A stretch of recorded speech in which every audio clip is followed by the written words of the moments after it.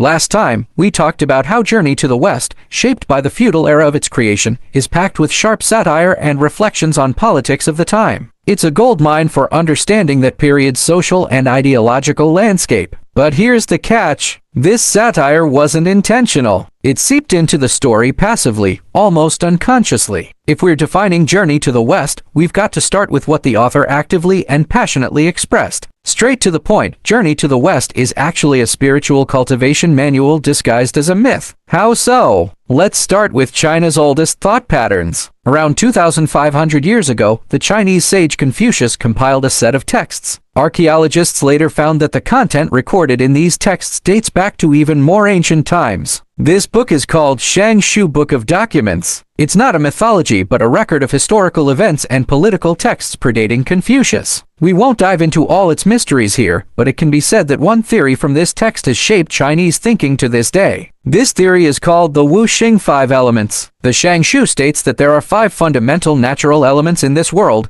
Jin metal, like iron; Mu wood, like plants; Shui water, like rivers; Huo fire, like flames; and to earth, like soil. These are what Chinese people call the Wu Xing. The Wu Xings aren't just materials. They represent 5 core characteristics of all things. Jin metal, like iron, hardness and unyielding strength; Mu wood, like plants, growth and renewal; Shui water, like rivers, nourishment and adaptability; Huo fire, like flames, heat, energy, and expansion; to earth, like soil, nurturing and boundless capacity to sustain life. You'll notice the Wu Xing everywhere in daily life. Take Chinese tea brewing. The metal teapot Jin metal, like iron; the tea leaves to earth, like soil; the water Shui water, like rivers; the fire boiling at Huo fire, like flames; the ceramic cup Mu wood, like plants. It's a full Wu Xing ritual in one cup. Now, let's apply the Wu Xing theory to personal qualities. People with dominant Jin energy typically possess tall, lean physiques and resolute facial features. Those embodying Mu energy characteristics radiate robust health and ceaseless positivity. Shui energy manifests through gentle dispositions and meticulous attention to detail. Huo energy usually demonstrates in form of courageous decisiveness and even can change their surroundings. And Tu energy may present solid, dependable builds and steadfast temperaments that provide stability in any situation. You'll notice that the Wu Xing don't exist in isolation. They constantly interact, giving rise to a dynamic system of mutual influences. Ancient Chinese natural philosophers noted that metallic deposits frequently occur along riverbanks. It is how Jin generates Shui. Vegetation thrives most abundantly near water sources. It is how Shui generates Mu. Wooden materials serve as optimal fuel for fires. It is how Mu generates Huo. Combustion residues enrich soil composition. It is how Huo generates Tu. Mineral formations emerge from geological strata. It is how Tu generates Jin. This is known as the cycle of regeneration in the Wu Xing. In Chinese metaphysical traditions, compensating for missing traits isn't about direct fixes,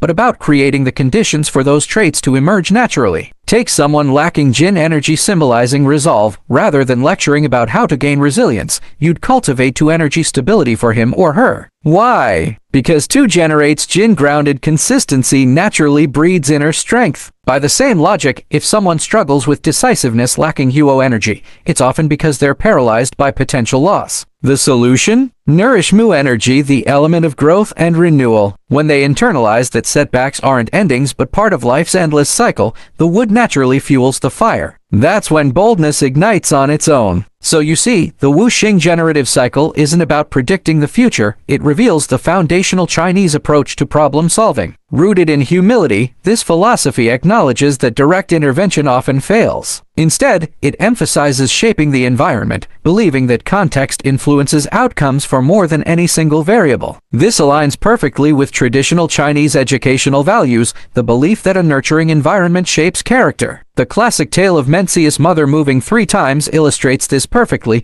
She relocated her home to ensure her son was surrounded by positive influences, proving that context molds behavior far more than lectures ever could. A mother, who just wanted to secure the right environment for her child, moved her household 3 times in an agrarian society, where land meant survival. This radical commitment shaped one of China's greatest minds, Mencius. Alongside Confucius, his teachings became the bedrock of Chinese philosophy. They have influenced generations of Chinese thought and values. In this video, we've scratched the surface of the Wu Xing theory. Next time, we'll dive deeper into its other fascinating dimensions. Thanks for watching. See you next time.